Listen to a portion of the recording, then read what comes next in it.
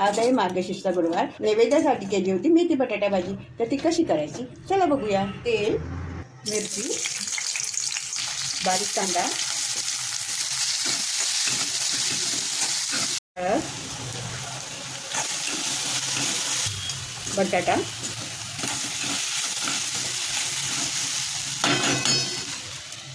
झाकण,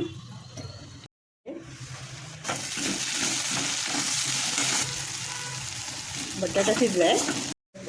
बारीक चिरलेली मेथी,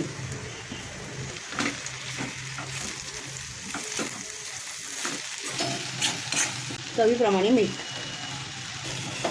बटाटा आणि भाजी शिजली आहे. ओलं खोबरं,